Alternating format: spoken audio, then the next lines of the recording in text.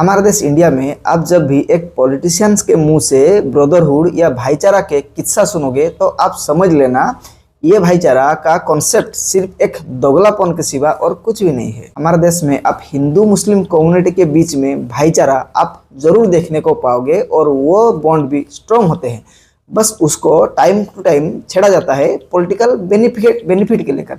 लेकिन एक्चुअली में हमारे देश के जो रूलिंग में बैठा है बड़ा बड़ा पॉलिटिशियंस, यहाँ तक के CM, chief minister, prime minister, इनके बीच में भी ब्रदरहुड तो एक बूंद भरा भी नहीं है। अभी रसिया से Russian president Vladimir Putin India के दौरे पे आए हुए हैं।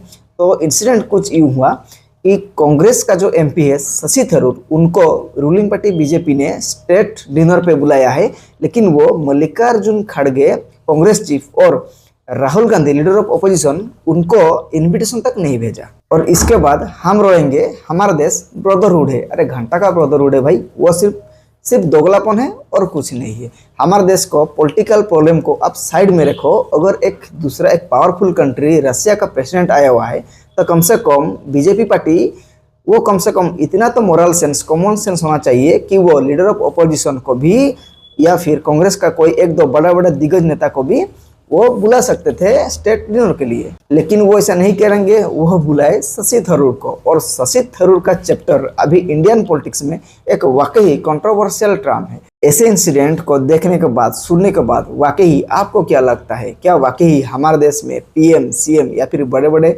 मिनिस्टर जो तो ऐसे भी अंगूठा छाप होते हैं, मूर्ख गधा होते हैं, उनके मन में थोड़ा बहुत भी भाईचारा बचा है कि नहीं? कमेंट बॉक्स में जरूर बताइए। एंड मेरे बात से एग्री करते हो तो डू सब्सक्राइब।